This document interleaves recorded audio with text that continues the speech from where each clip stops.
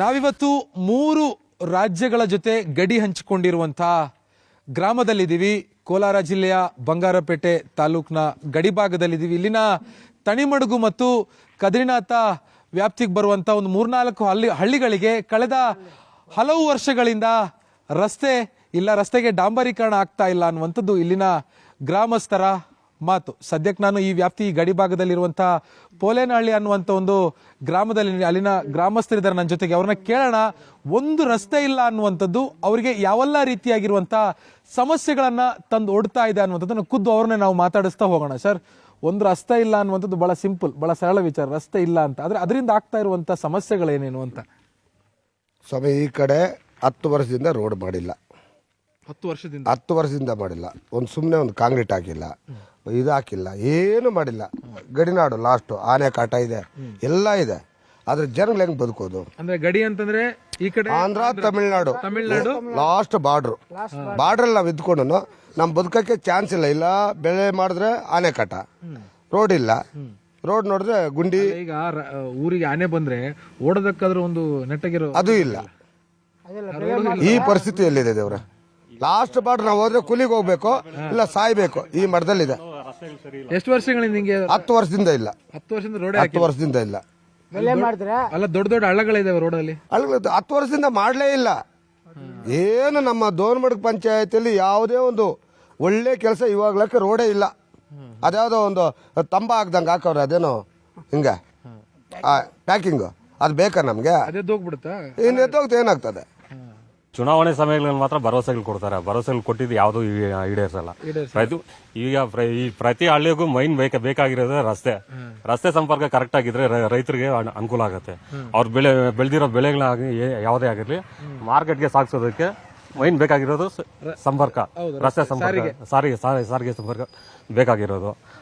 ಈ ದೋನ್ಮಡ್ಗು ಪಂಚಾಯತಿಯಲ್ಲೂ ತುಂಬಾ ಹದಗೆಟ್ಟು ಹೋಗಿದಾವೆ. ಸುತ್ತಮುತ್ತ ಸುಮಾರು ಒಂದು 20 ಹಳ್ಳಿಗಳಿದಾವೆ. 27 ಹಳ್ಳಿಗಳಿದಾವೆ. ಎಲ್ಲ ಹಳ್ಳಿಗಳಲ್ಲೂ ಇದಾಗ್ಬಿಟ್ಟಿದೆ. ಅಲ್ಲ ಸರ್, ಪಂಚಾಯತ್ ಸದಸ್ಯರು ಏನು ಈಗ ಗ್ರಾಮಕ್ಕೊಂದು ರಸ್ತೆ ಬರ್ಬೇಕಲ್ಲ ಸರ್? ರಸ್ತೆ ತುಂಬಾ ವ್ಯವಸ್ಥೆ ಇದೆ ಸರ್. ರಸ್ತೆ ಪ್ರಾಬ್ಲಮ್ ಇದೆ, ನಮಗೆ ತುಂಬಾ ತೊಂದರೆ ಆಗ್ತಾ ಇದೆ ರೈತರಿಗೆ. ರೋಡ್ ಬೇಕು. ರೋಡ್ ಬೇಕಾಗಿರೋದು MP ಅವರಾಗ್ಲಿ MLA ಅವರಾಗ್ಲಿ ಖುದ್ದಾಗಿ ಬಂದ್ ಮಾಡ್ಬೇಕು. ಇಲ್ಲ ಮಾಡ್ಲಿಲ್ವಾ? ದಾಣೆ ಕೂತ್ಕೊಂಡು 10 ವರ್ಷದಿಂದ ಮಾಡಿಲ್ಲ. 15 ವರ್ಷ ಆಗಿದೆ MLA ಅವರಾಗಿ. ಅಂದ್ರೆ 10 ವರ್ಷ ಅಂದ್ರೆ 2 ಟರ್ಮ್. ಹೌದು, 3ನೇ ಟರ್ಮ್ ಕೂಡ ಗೆದ್ದಿದೆ. ಅದೇನೋ ಸೋಲರ್ ಹೈಟ್ರಾಕ್ MLA ಅಂತ ಹೇಳ್ತಾರೆ. I don't care. ನಮ್ಮ ಲಾಸ್ಟ್ ಬಾರ್ಡರ್ ನೋಡ್ಲೇಬೇಕು. ಮಾತಾ ಹಾಕಿರೋರಾಗ್ಲಿ ಆಗದೆ ಇರೋರಾಗ್ಲಿ ಎಲ್ರಿಗೂ ಶಾಸಕ ಗೆದ್ದ ಮೇಲೆ ಅದು ಮಾಡ್ಲೇಬೇಕು. ಮೊದಲನೇದಾಗಿ ನ್ಯೂಸ್ 18 ಕನ್ನಡಗೆ ಸ್ವಾಗತ ಬಯಸ್ತೀನಿ. ಯಾಕೆ ಅಂದರೆ ಕಳೆದ ಸಲ ಕಾಮಸಂದ್ರದಿಂದ ಕನಮನಹಳ್ಳಿಗೆ ನಿಮ್ಮ ನ್ಯೂಸ್ ಚಾನೆಲ್ ಅವರಿಂದ ಇವತ್ತು ಆ ರಸ್ತೆ ಡಾಂಬರೀಕರಣ ಆಯಿತು. ಅದಕ್ಕೆ ನಿಜಕ್ಕೂ ಹೃತ್ಪೂರ್ವಕ ವಂದನೆ ತಲಿಸ್ತೀನಿ. ಕಳೆದ ಸಲ ಏನು ಒಂದು ಚುನಾವಣೆ ಅಂತ ಬಂದಾಗ ಆಗ ಇಲ್ದಿದ್ದಂಥ ಭರವಸೆಗಳನ್ನೆಲ್ಲ ತುಂಬ್ತಾರೆ ನಮ್ಮ ರೈತರ ಬಾಂಧವರಲ್ಲಿ. ಒಂದು ಗೆದ್ದ ಮೇಲೆ ಅವ್ರೇನು ಕೇಳಲ್ಲ. ಇವತ್ತಿನ ಪ್ರಜಾಪ್ರಭುತ್ವದಲ್ಲಿ ಏನು ಕೇಳ್ತಾರೆ ರೈತರು? ಇಲ್ಲಿರ್ತಕ್ಕಂಥ ಮೂಲಭೂತ ಸೌಕರ್ಯ ಕೇಳ್ತಾರೆ. ಒಂದು ರಸ್ತೆ ಇರ್ಬೋದು, ನೀರು ಸೌಕರ್ಯ ಇರ್ಬೋದು, ಒಂದು ಬಸ್ ಸೌಕರ್ಯ ಇರ್ಬೋದು, ಒಂದು ಚರಂಡಿ, ಇಷ್ಟು ಬಿಟ್ಟರೆ ಪಾಪ ಬೇರೆ ಏನು ಕೇಳಲ್ಲ. ಈ 5 ವರ್ಷದಲ್ಲಿ ಒಂದು ಸಲ ಚುನಾಯಿತರಾಗೋದ್ರೆ ಮತ್ತೆ ಈ ಕಡೆ ತಿರುಗಿ ನೋಡ್ತಿರ್ತಕ್ಕಂಥದ್ದು ಪರಿಸ್ಥಿತಿ ಆಗೋಗಿದೆ. ಇದನ್ನು ದಯವಿಟ್ಟು ಜಿಲ್ಲಾಡಳಿತ ಅವರಿಗೆ ನಾನು ಮನವಿ ಮಾಡ್ತೀನಿ. ತಿಂಗಳಿಗೆ ಒಂದು 3 ತಿಂಗಳಿಗೆ ಒಂದ್ಸಲ ಯಾರೇ ಆಗಲಿ ಜನಪ್ರತಿನಿಧಿ ಒಂದು ಒಂದು ಒಂದು ಸಭೆ ಅಂತ ಕರೀರಿ. ಅಲ್ಲಿರ್ತಕ್ಕಂಥ ಏನು ಸಮಸ್ಯೆ ಅಂತ ಕೇಳಿ. ಆಗ ಅದನ್ನ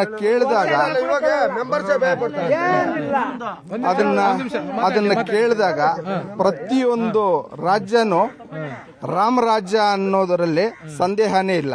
ಈಗ ತಣಿಮುಡುಗಲ್ಲಿ ನಮ್ಮ ಬಿಸಾನತ ಗಡಿ ಭಾಗ, ಅಲ್ಲಿ ನಾನು ಒಂದು 2-3 ವರ್ಷದಿಂದ ನೋಡ್ತಾ ಇದ್ದೀನಿ. ಪಾಪ ಎಷ್ಟೋ ಜನ ಮಳೆ ಬಂದಾಗ ಗಾಡಿಗಳಲ್ಲಿ ಬಿದ್ದಿರೋ ದೃಶ್ಯ ನೋಡಿದೆ. ಇದನ್ನ ನಾನು ತಮ್ಮ ಮನವಿಗೆ ತಂದಿದ್ದೀನಿ. ಸೊ ಹಾಗಾಗಿ ದಯವಿಟ್ಟು ಹೇಳ್ತೀನಿ, ಸರ್ಕಾರ ಎಚ್ಚೆತ್ಕೊಂಡು ಇವತ್ತು ಕದ್ರನಾಥ ಇರ್ಬೋದು, ಪೋಲೇನಹಳ್ಳಿ ಇರ್ಬೋದು, ಒಂದು ತೊಪ್ಪನಹಳ್ಳಿ ರೋಡ್ ಇರ್ಬೋದು, ಮೊದಲನೇದಾಗಿ ತಣಿಮಡುಗನ್ನ ಅದನ್ನ ದಯವಿಟ್ಟು ಅದನ್ನು ಪರಿಗಣಿಸಿ ಆದಷ್ಟು ಬೇಗ ಸೂಕ್ತವಾದಂಥ ರಸ್ತೆ ಒದಗಿಸ್ಬೇಕು ಅಂತ ಈ ನಮ್ಮ ಗ್ರಾಮದಲ್ಲಿ ನಾನು ಕೇಳ್ಕೊಳ್ತೀನಿ, ಮನವಿ ಮಾಡ್ತಾ ಇದ್ದೀನಿ ಮತ್ತೊಂದು ಸಲ. ಯಜಮಾನ್ರೆ ಮುಂದೆ ಬನ್ನಿ, ನೀವು ಹಿಂದೆ ನಿಂತ್ಕೊಂಡ್ರಂಗೆ ಹಿರಿಯರಿದ್ದೀರಿ. ಈಗ ಏನು ರಸ್ತೆ ಎಷ್ಟು ವರ್ಷದಿಂದಿಲ್ಲ? ಅದೇ ಮೊದಲೇ 10 ವರ್ಷಕ್ಕೆ ಮುಂಚೆ ಹಂಗೆ ಮಾಡಿದ್ದು ಮೊದಲಿದ್ದವರು ನೆನಪು ಅಷ್ಟೇ. ಆಮೇಲೆ ಯಾವುದೂ ಇಲ್ಲ. ಸುಮ್ಮನೆ ಈ ಎಲೆಕ್ಷನ್ ಟೈಮ್ ಆಗಿ ಬಂದ್ರೆ ಎಲ್ಲ ಭರವಸೆಗಳು ಹೇಳ್ತಾರೆ, ಎಲ್ಲ ಬರ್ತಾರಲ್ಲ ಮಾತುಗಳು ಹೇಳ್ಬಿಡ್ತಾರೆ. ಆಮೇಲೆ ಅವ್ರ ಮಕಾನ ನೋಡಲ್ಲ. ಅಕಸ್ಮಾತ್ ಯಾರಾದ್ರೂ ಅಪ್ಪೆ ತಪ್ಪೆ ಹೋದ್ರೆ ಅಲ್ಲೇ ಯಾರು ಗೆದ್ದಿರ್ತಾರ ಆ ಮಲ್ಲೇಶ್ ಬಾಬು ಹತ್ರ ಹೋಗಿ ಗೆದ್ದಿರೋ ಒಂದು ಮಾಡ್ತಾನೆ. ಆ ತೊಪ್ಪನಹಳ್ಳಿ ಅವ್ರು ಯಾವುದೋ ಒಂದು ಕಷ್ಟಕ್ಕೆ ಹೋದ್ರಂದೆ, ಅಲ್ಲಿ ಹೋಗಿ ಮಾಡಿಕೊಡ್ತಾನೆ. ನಮ್ಮ ಹತ್ರ ಏನಿಲ್ಲ. ಹಿಂಗೆ ಅಂದ್ಬಿಡ್ತಾರ ಮುಲಾಜಿಲ್ದೆ ಹಂಗೆ ಡೈರೆಕ್ಟ್ ಆಗಿ ಆ ಮಾತುಗಳು ಹೇಳೋದ್ರಿಂದ ಯಾರು ಹೋಗೋದು ಇಲ್ಲ. ನಾವು ಹಿಂಗೆ ಇದ್ರೂ ಹೋಗೋಗ್ಲೆ ಆತನ ಹತ್ರ ಹೋಗೋದೇ ಬೇಡ ಅಂತ ಇದ್ದೋಗ್ತಾರೆ. ಇಂಥ ಪರಿಸ್ಥಿತಿಗಳಲ್ಲಿ ನಾವು ಇದ್ದೀವಿ. ಸರ್ ಹೆಂಗೆ ಸರ್ ರಸ್ತೆ? ಮುಂದೆ ಬನ್ನಿ ಸರ್, ಮುಂದೆ ಬನ್ನಿ. ರಸ್ತೆ ಇಲ್ಲ ಅನ್ನೋದು ಎಷ್ಟು ಕಷ್ಟ. ಸರ್ ನಾವು ರಾಜಕೀಯ ದೇಶದಿಂದ ಹೇಳ್ತಾ ಇಲ್ಲ. ಈ ಗ್ರಾಮ ಲಾಸ್ಟ್ ಆಂಧ್ರ ಬಾರ್ಡರ್ಗೆ ಅಂಟ್ಕೊಂಡಿರುವಂತ ರಾಜ್ಯ ಇದು ಹಳ್ಳಿ. ಈ ಕಡೆ ತಮಿಳುನಾಡು, ಈ ಕಡೆ ಆಂಧ್ರ ಪ್ರದೇಶ.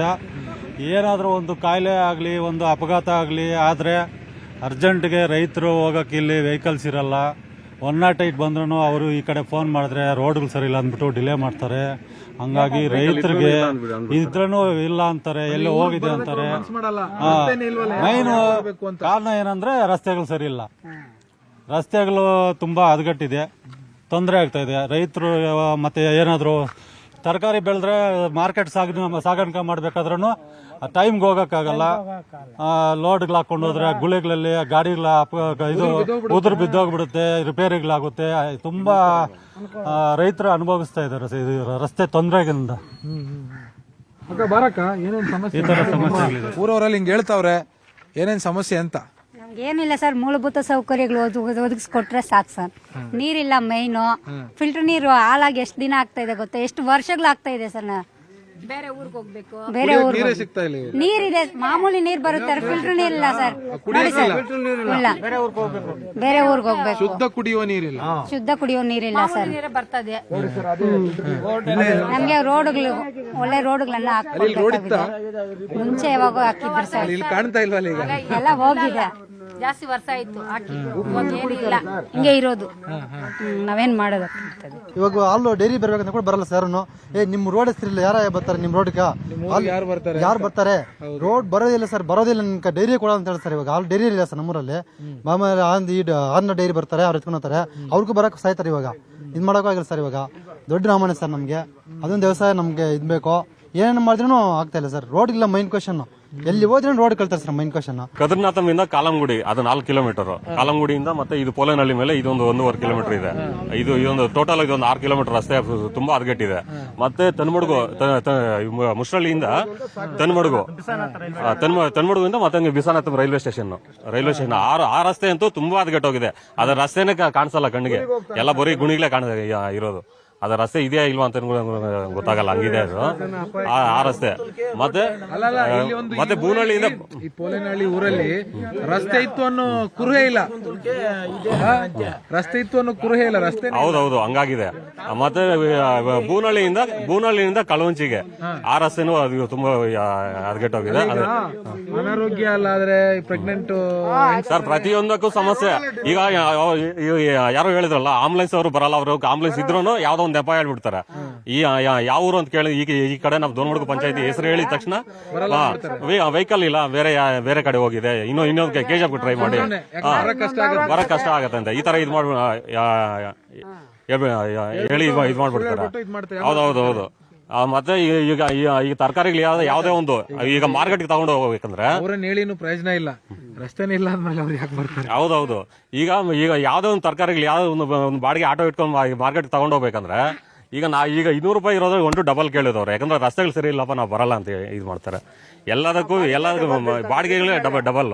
ಈ ರಸ್ತೆಗಳು ಹಾಳಾಗಿರೋ ಇದರಿಂದ ಎಲ್ಲ ಪ್ರತಿಯೊಂದಕ್ಕೂ ರಸ್ತೆ ಮೈನ್ ಬೇಕಾಗಿರೋದು ಮೂಲಭೂತ. ಇದ್ರಲ್ಲಿ ರಸ್ತೆನೇ ಬೇಕಾಗಿರೋದು. ರಸ್ತೆ ಇದ್ರೆ ಎಲ್ಲದಕ್ಕೂ ಅನುಕೂಲ ಆಗತ್ತಲ್ವಾ?